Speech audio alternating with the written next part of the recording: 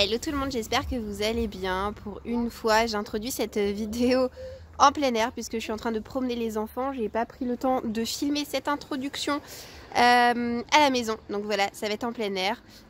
Donc aujourd'hui, je vous retrouve pour vous filmer ma pile à lire du deuxième trimestre. Quand j'avais filmé cette vidéo au mois de janvier, j'avais eu quelques commentaires disant oui, ça fait bizarre de ne pas te voir en vidéo. Je peux comprendre que ça puisse surprendre, même si je pense que le plus important c'est pas de me voir moi, mais c'est plutôt d'écouter ce que j'ai à dire. Personnellement, quand je regarde des vidéos sur YouTube, je les écoute plus que je les regarde. Mais voilà, au moins vous voyez ma petite bouille et aujourd'hui il fait beau, donc c'est très chouette de vous filmer cette introduction en plein air. Au cours du premier trimestre, j'ai eu l'occasion de lire 22 romans. C'est beaucoup. J'ai terminé pile poil à temps et encore en forçant un peu sur la fin. Donc pour ce deuxième trimestre, étant donné que je vais avoir des romans assez épais à lire, j'ai réduit ma pile à lire à 19 livres et je vous montre ça tout de suite. Je vous retrouve donc au-dessus de ma table avec un décor qui se veut relativement printanier pour vous faire défiler toutes les lectures qui vont m'accompagner au cours de ce deuxième trimestre. Alors les 3 premiers livres que je vais vous montrer, ce sont les 3 livres que j'ai entamés. C'est extrêmement rare que je lise 3 livres en même temps. Alors le premier livre, c'est un service presse, vous ne l'avez pas encore vu passer dans l'un de mes book hauls parce que je l'ai reçu à la fin du mois de mars et j'avais déjà filmé mon book haul du mois de mars, il était même diffusé sur la chaîne. Donc vous n'aurez le résumé de l'histoire que dans mon book haul du mois d'avril, puisque pour rappel, dans la vidéo que vous êtes en train de regarder, je ne vous résume aucune histoire parce que ça ferait doublon, étant donné que ce sont des livres que je vais lire très prochainement, ça ferait doublon avec mes updates lecture dans lesquels je résume déjà tous les livres que j'ai eu l'occasion de lire. Voilà, donc dans cette vidéo, je vous montre juste les livres que je vais lire bientôt et je vous explique pourquoi est-ce qu'à l'instant T, j'ai envie de lire tel ou tel livre. Donc là, actuellement, j'ai déjà lu 200 pages de La Passeuse de mots. C'est le premier tome d'une série écrite par Aldrich et Jennifer Twice. C'est un livre de fantasy qui s'annonce très prometteur. Je demande désormais très peu de service presse. Je me rappelle d'il y a quelques années en arrière, je vous tournais des book hauls dans lesquels il y avait davantage de services presse que de livres que j'achetais avec mes petits deniers. Et je me suis finalement lassée de cette situation parce que je passais mon temps à lire des services presse et je n'arrivais pas à me dégager du temps pour lire les livres que je m'achetais. Et ça me frustrait au plus haut point. J'enchaînais des déceptions sur déceptions au niveau des services presse que je choisissais. Et en plus de ça, ma vie a bien évolué puisque désormais je suis maman de 2 enfants en bas âge et j'ai pas que ça à faire que de passer toute ma journée à ne faire que bouquiner. Voilà, déjà j'essaie de lire 100 pages par jour, je trouve que c'est déjà énorme vu ma situation et ma vie actuelle. Mais c'est un choix que je fais, mais clairement voilà, je peux pas faire que ça non plus, donc c'est la raison pour laquelle j'ai désormais très peu de service presse et ça me va très bien comme ça. Mais c'est vrai que les rares fois où j'en fais une demande, eh ben, je fais passer quand même mes lectures en priorité. Le livre suivant n'est pas un roman, c'est un livre de développement personnel écrit par Isabelle Filiosa, une auteure bien connue, une conférencière bien connue qui a animé bon nombre d'ateliers sur la parentalité bienveillante, sur l'éducation type Montessori. Là, c'est l'un de ses livres les plus anciens qui s'appelle Au cœur des émotions de l'enfant. C'est un livre que j'ai eu l'occasion de lire jusqu'à la moitié il y a un petit moment de ça puisque j'en ai fait l'acquisition à la naissance de Marius. Ne me demandez pas pourquoi je suis pas allée au bout de ce livre qui est pourtant très bien écrit, très bien conçu. Mais voilà, du jour au lendemain, je l'ai un petit peu oublié et puis j'ai arrêté de le lire. Mais là, je suis dans une période où j'ai très envie de le reprendre et j'en lis comme ça quelques pages par jour. Pourquoi est-ce que j'ai besoin de le lire en ce moment? C'est parce que Marius est en plein Terrible 2. Pour le dire très clairement, il nous en fait voir de toutes les couleurs et il passe par des phases de colère, par des phases de test, par des phases de désobéissance pour voir un petit peu comment est-ce qu'on peut réagir. Quoi de plus normal puisque ça fait partie de son développement, c'est ce qui va le conduire tout doucement sur le chemin de l'autonomie, c'est ce qui va lui faire prendre conscience de son individualité aussi. Mais en attendant, nous parents, on est assez éprouvés, je dois dire, par cette situation, surtout avec un autre bébé encore plus petit à gérer en parallèle, c'est assez sportif.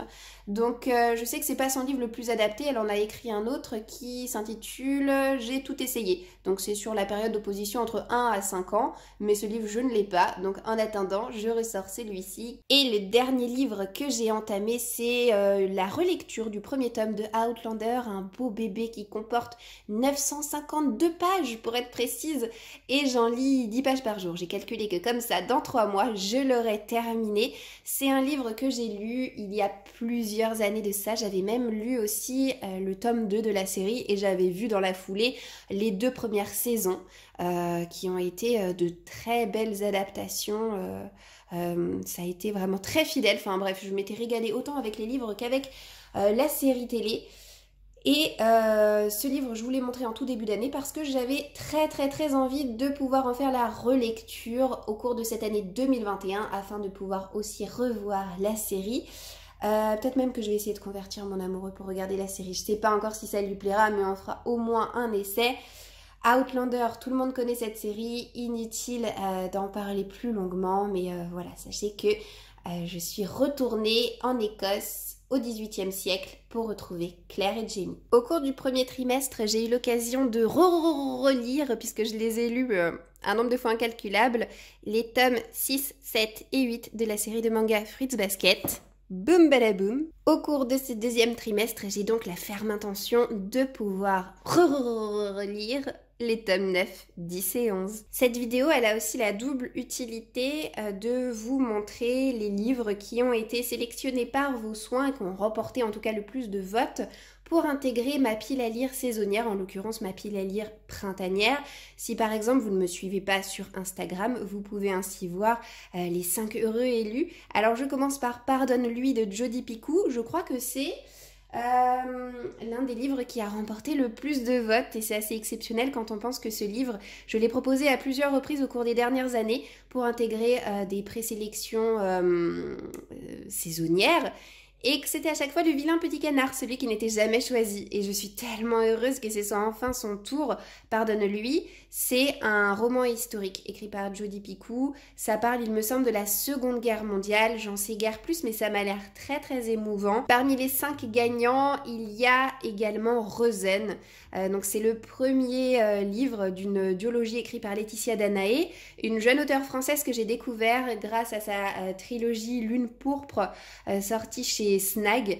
Une trilogie qui m'a valu un triple coup de cœur, donc je suis vraiment impatiente de pouvoir la découvrir dans un autre titre. J'espère vraiment être conquise par cette nouvelle histoire qui nous promet une mythologie davantage orientale. Troisième livre à avoir été choisi, et pour le coup c'est une suite de série donc je suis très contente, c'est le tome 2 de la trilogie Il était 2 fois de Aya Ling. J'avais adoré le premier tome que j'ai découvert l'année dernière. On est dans une réécriture de Cendrillon. J'ai hâte de retourner dans cet univers. Sarah Wolf est une auteure bien connue, je suis donc pas étonnée que ce titre ait été choisi pour faire partie de ma pile à lire printanière. C'est Donne-moi ton cœur, un titre de fantasy qu'elle a pu écrire et sortir je crois l'année dernière.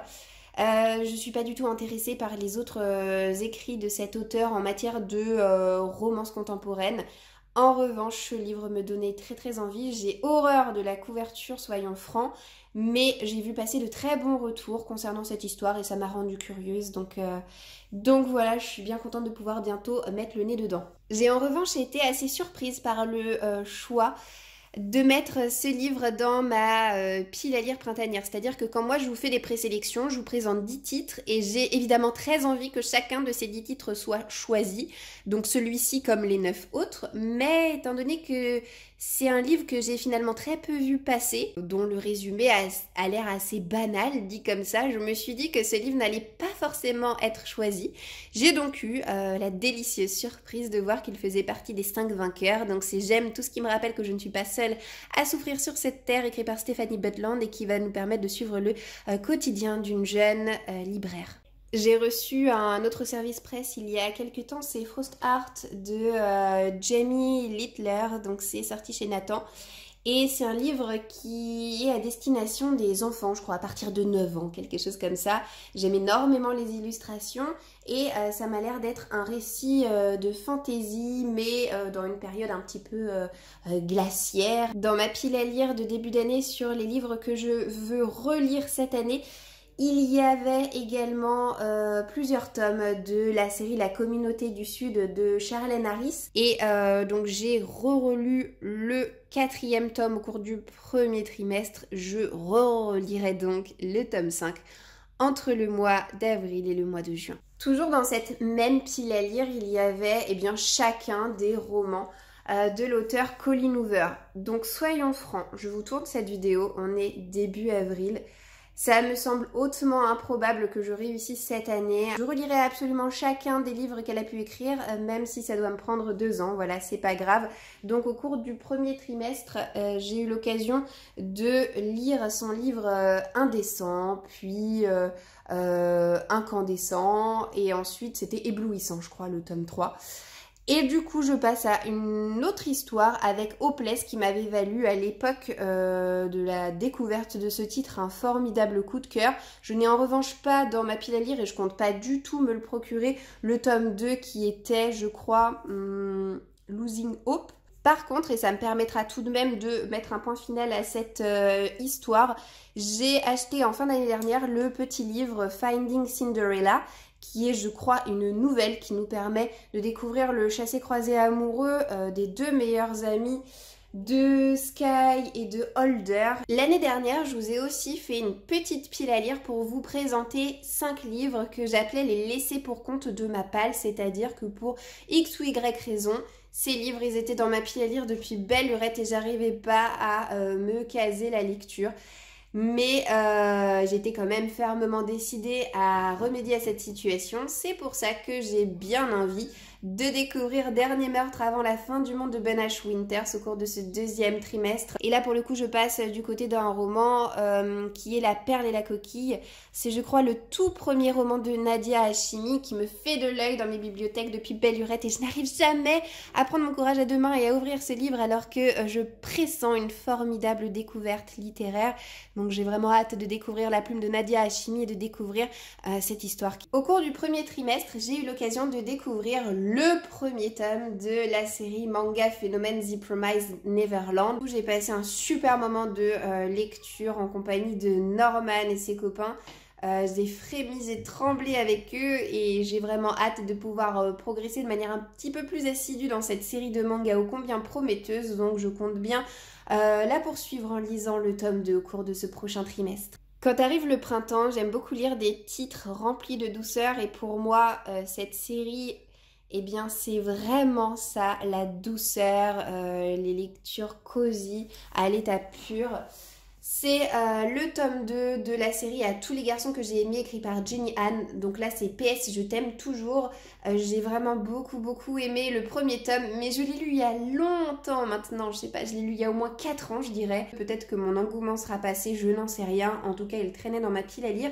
Et quand j'ai fait ma petite sélection, je suis passée devant et je me suis dit que ça allait être enfin son tour. Même si je ne lis pas à chaque fois les derniers titres de ces auteurs, chaque année j'aime tout de même lire un Aurélie Valognes et un Virginie Grimaldi. Alors vous ne verrez pas de Virginie Grimaldi dans cette pile à lire du 2e trimestre parce que j'ai senti que c'était pas encore le moment. J'ai déjà lu 2 Aurélie Valognes. Je me demande un petit peu ce que me réserve la lecture de Minute Papillon. Une autre série de mangas que j'ai envie de poursuivre au cours des prochaines semaines et des prochains mois.